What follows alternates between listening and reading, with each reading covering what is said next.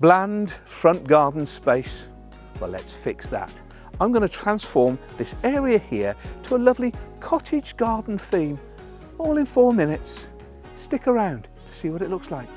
To have a cottage garden effect, you don't need a thatched cottage. You don't need a rose arbour at the front or even borders either side. You can create it using containers. And the more random nature and the more antiquified, the better.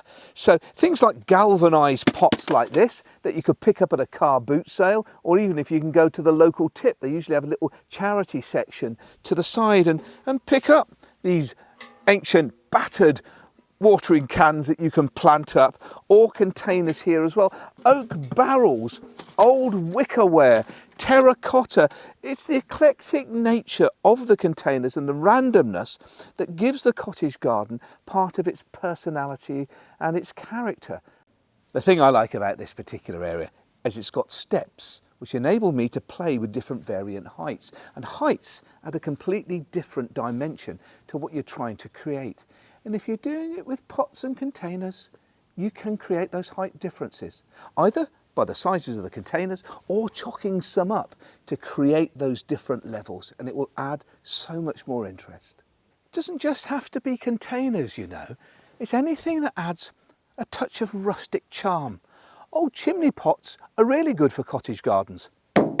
So are old wheelbarrows as well. And they make pretty good pots because they hold quite a volume of soil. The secret is you drill holes at the bottom so it's got drainage, so it's just like a normal container. The other advantage is they're easier to move around than picking up pots and the like.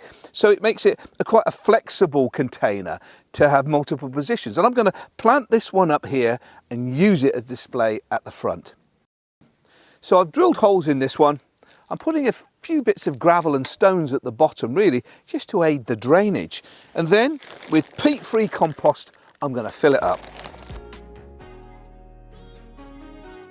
See, I'm doing a combination here, some Verbena. I've also got a little bit of Echinacea in here, lavender at the front, lovely cottage garden plant here, little violas. Beautiful. Now, containers like these are ideal, tall containers for bigger plants, and I'm going to use these Delphiniums here. I've picked them up from a garden centre. They're under a tenner.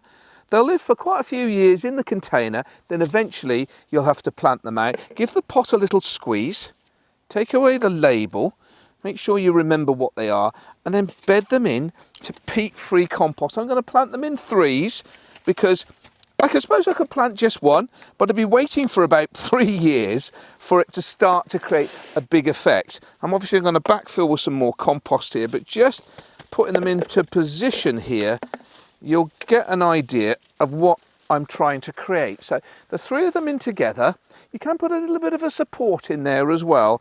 Obviously I've got to fill in with a bit extra compost, but what a statement. But there is one other plant I'd like to put in position, and it's going to go by the wall. Of course, it's a rose.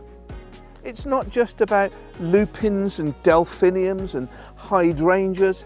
It's also about fruit and veg and herbs too. And all of them growing together that makes a cottage garden so very special. Old barrels, tin watering can, this bench. These props create a lived-in look, which is perfect for a cottage garden. There we are. An entrance packed with charm. Combination of flowers, of fruit, of vegetables, and different styles of container, giving it that lovely rustic feel. Choosing a theme and creating something special is perfect. It gives you a send-off as you leave for work in the morning and welcomes you home as well. Combination of beautiful plants and flowers in a variety of containers, all fitting a loose cottage garden theme. This spring, look out for seasonal colour. Buying smaller plants can be very rewarding, as you can enjoy seeing them grow on. A big thanks to today's sponsor of the video, Everest. For more information on Everest, just check out the link in the description below. Thanks for watching. If you've enjoyed this video, you may wish to subscribe to my channel for more great free content like this. And if you turn on your notifications, you'll never miss another video.